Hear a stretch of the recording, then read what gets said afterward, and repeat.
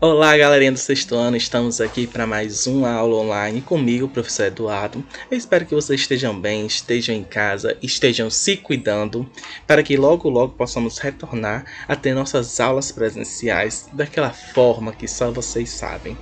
Então, vamos para a nossa mensagem de hoje. A mensagem que sempre traz esse acalento, essa mensagem que traz um pouquinho de amor para vocês. E a mensagem de hoje vai falar um pouquinho sobre pessoas extraordinárias, que nem vocês são. E a mensagem diz o seguinte: o que diferencia as pessoas extraordinárias das comuns é amor, humor e inteligência. Márcio Cunha. Então que possamos passar por tudo isso com bastante amor, fé e humor. Vamos levar isso na base humorística e ter bastante inteligência para esses momentos difíceis. Vamos passar, vamos superar tudo isso com bastante alegria nesses rostos, que a gente possa ter bastante amor uns com os outros. Então, vamos para a nossa agenda. A nossa agenda de hoje diz o seguinte: ela vai trabalhar um pouquinho sobre folclore. Vamos conversar um pouquinho sobre esse assunto que é tão importante. E para casa, trazemos uma atividade em PDF. Mas antes de iniciar a nossa aula, eu vou trazer uma pergunta para vocês. Para vocês, o que é folclore? Tenho certeza que algumas pessoas com certeza devem ter imaginado lendas, devem ter imaginado personagens.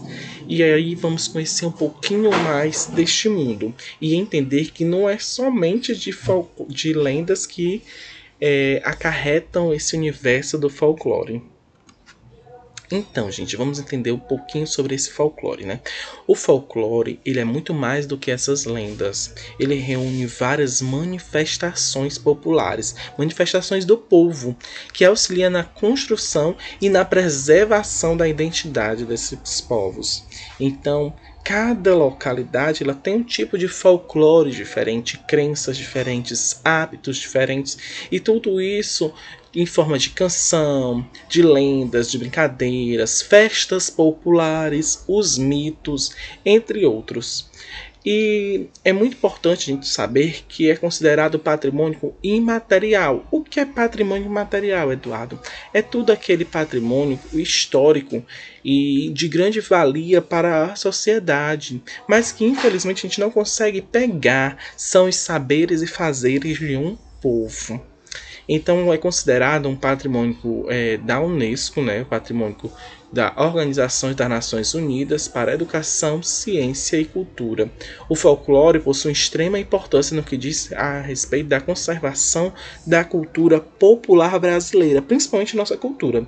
A gente já sabe que dentro da nossa história, do nosso processo histórico, a gente tem várias culturas que estão entrelaçadas. A cultura indígena, a cultura africana e a cultura portuguesa. Então todas elas fazem o nosso folclore, fazem a nossa história. E o que significa folclore? A gente pegar a etimologia da palavra, né, a explicaçãozinha de cada pedaçozinho da palavra, ela diz o seguinte: fol significa povo e lore, né, significa conhecimento e saber. Então é o conhecimento do povo. O saber do povo, e isso se torna bastante importante porque a gente começa a valorizar as pessoas que fazem parte da nossa história. Por exemplo, os nossos avós, as nossas bisavós, e essa cultura que é passada de geração em geração. Veja aí o quanto é importante para a gente poder conhecer, o quanto a medicina deles faz parte, as nossas brincadeiras, as músicas que embalam a gente desde criança, que fazem parte dessa perspectiva. Tudo isso é folclore, é o saber do povo. Então, para a gente não ser dominado por uma outra cultura, uma cultura estrangeira, precisamos saber o que é a nossa cultura, o que é a nossa história, para que juntos possamos desenvolver cada vez mais isso e principalmente preservar, para que possamos passar para os nossos netos, bisnetos, e isso faz parte de cada um. certo? Então vou explicar para vocês o que é esse patrimônio imaterial. Coloquei aí esse recadinho aí falando para vocês, ó. O patrimônio imaterial ou intangível, a gente não consegue pegar, é aquele que se relaciona com as maneiras de como diferentes grupos sociais se expressam por meio de suas festas, saberes, fazeres, ofícios, celebrações e rituais. Lembrando que cada comunidade, cada local possui sua diferente forma. Por exemplo, se a gente pegar os grupos indígenas, todos eles são indígenas, mas cada um tem o seu ritual diferente, tem as suas celebrações diferentes, o modo de agir diferente, às vezes até o modo de se vestir também diferente, costumes, saberes, fazeres, conhecimentos diferentes. Então, vemos o quanto é importante a preservação desse patrimônio imaterial. As formas tradicionais e artesanais de expressões são classificadas por serem importantes formadoras da memória e da identidade dos grupos sociais brasileiros, contendo em si os múltiplos aspectos da cultura cotidiana de uma comunidade, bem como o caráter não formal da transmissão dos saberes, ou seja, a oralidade. Geralmente esse conhecimento a gente não possui uma outra forma de repasse, então geralmente as culturas elas geralmente são passadas pela oralidade, isso é, falando. As músicas, os mestres da cultura, eles passam todo esse conhecimento em forma de oralidade, em forma de fala para eles. Por isso que muitas vezes a cultura acaba se perdendo alguns detalhezinhos, porque algumas coisas acabam sendo esquecidas por alguns mestres. E Eduardo, o que são esses mestres que tu tá falando tanto? Existe um patamar chamado mestres da cultura. Os mestres da cultura são pessoas responsáveis pelo ensinamento das tradições folclóricas que são passadas de geração em geração para que se mantenham vivas essas tradicionalidades. E tudo isso é passado por meio da oralidade.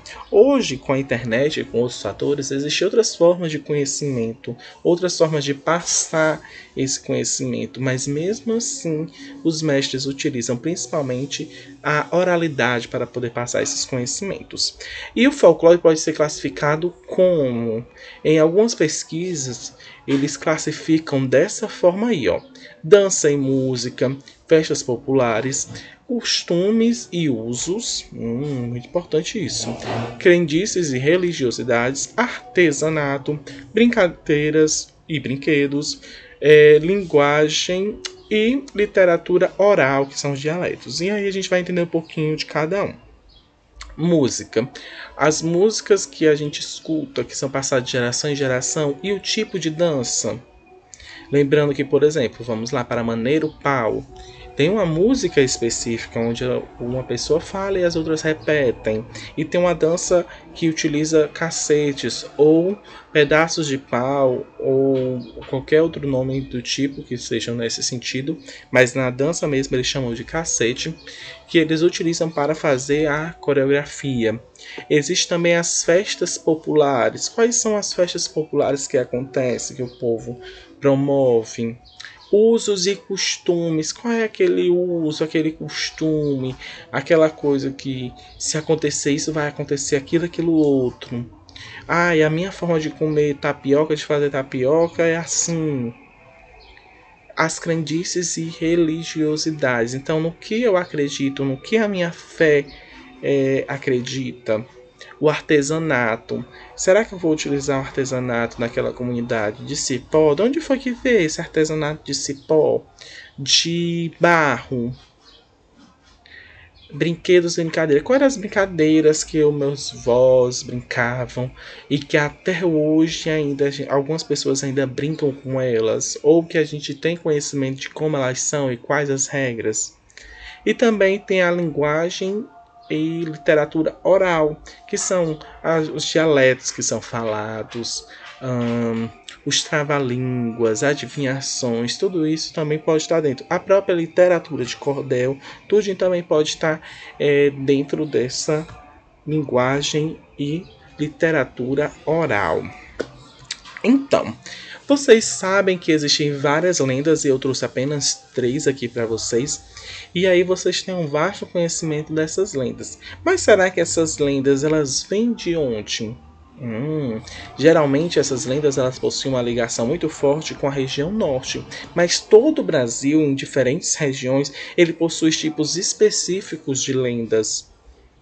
Então, trago para vocês aqui essas três lendas do norte, bastante conhecida, que é a Iara.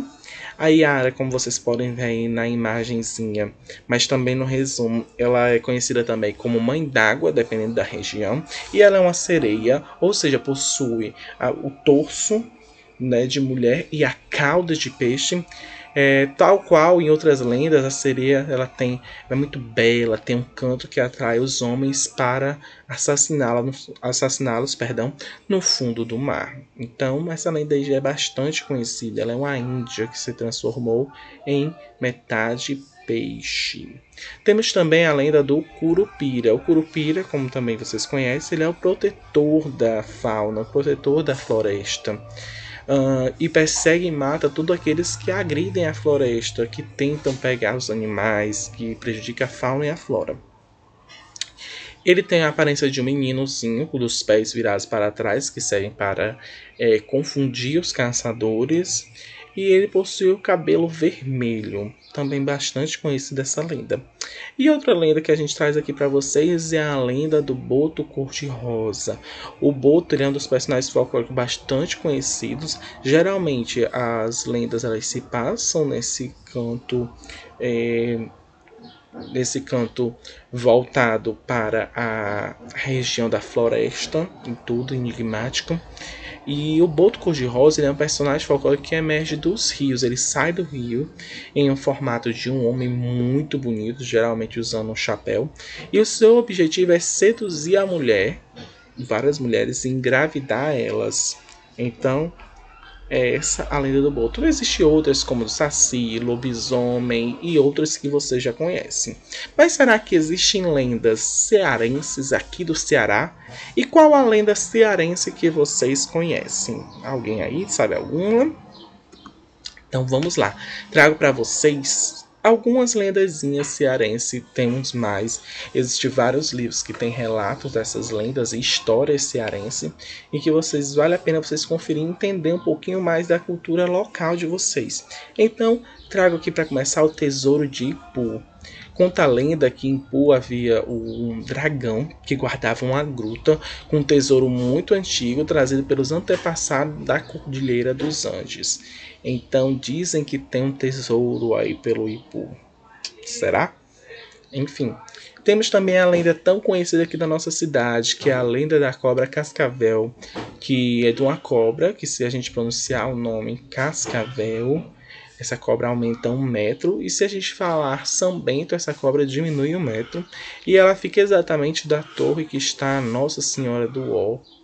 Então tem várias lendas que envolvem essa cobra, existem outros contos de início, mas um dos nomes que se deu início à nossa cidade, que existe relatos dessa lenda maravilhosa, né, que também causa muito medo, mas é isso, a lenda da cobra cascavel. E também existe a lenda da perna cabeluda. É uma perna cheia de cabelos que começou a perseguir algumas pessoas na estrada e as pessoas não sabem o motivo dessa perseguição, apenas que é uma perna bastante cabeluda.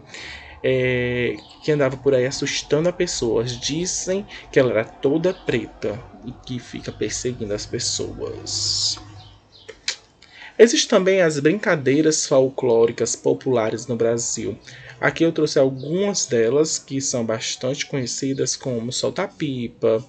E o soltar-pipa ele é o que? Ele é feito com varetas de bambu e papel seda. As pipas podem ser direcionadas para fazer manobras que enfeitam o céu.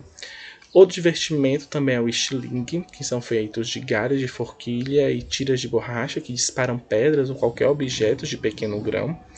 Brincadeira bastante conhecida também é o pega-pega, muito conhecida, onde a gente tem que correr atrás das pessoas. O esconde-esconde, que o objetivo é se esconder, também bastante conhecida. As bolinhas de gude ou bila, que são coloridas ou feitas de vidro e elas são roladas normalmente em um chão de terra para atingir a bola do concorrente. Também temos o peão, que é o brinquedo de madeira, rodado no chão por meio de um barbante enrolado na sua base, e ele gira quando é puxado esse barbante. Então temos essas brincadeiras que fazem parte da cultura, que faz parte do folclore. E temos tantas outras como pular corda, enfim.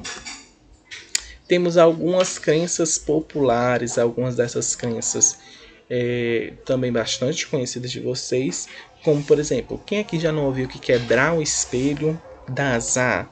Ou então que se vê um gato preto também dá azar? Então, são algumas das crenças populares brasileiras que envolvem esse mundo folclórico, né?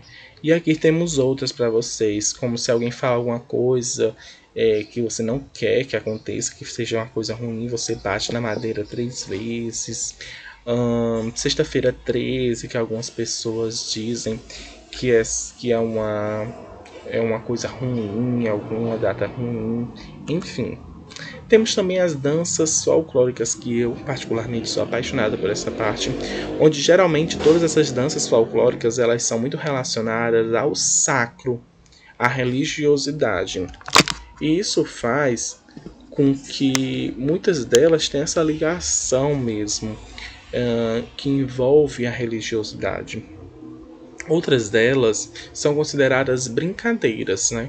São bem animadas, e aí a gente tem várias danças folclóricas, como o Congo, como a toada, temos o maracatu, que faz parte, catira lá do sul e do sudeste, e baião aqui no nordeste. Então temos vários tipos de danças e vale a pena vocês pesquisarem um pouquinho sobre essas danças folclóricas.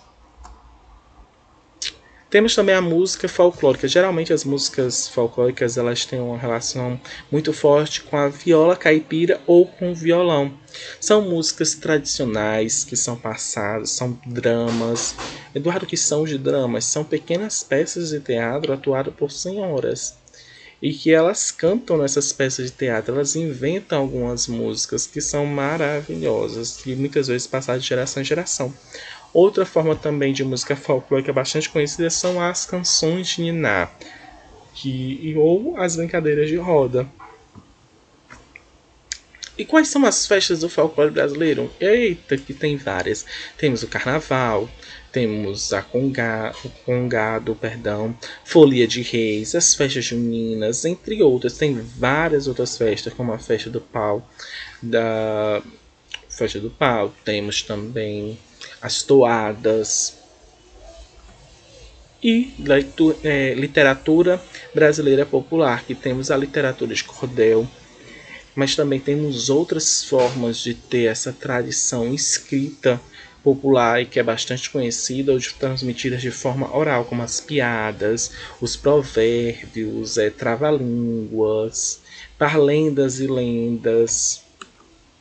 E é isso, gente, para vocês ficar atividade de casa, que eu vou passar em formato de PDF para vocês, e eu espero que vocês tenham gostado e que vocês possam pesquisar cada vez mais sobre a cultura local, sobre as formas de folclore que possam existir. Então, gente, um beijão para vocês. Tchau, tchau.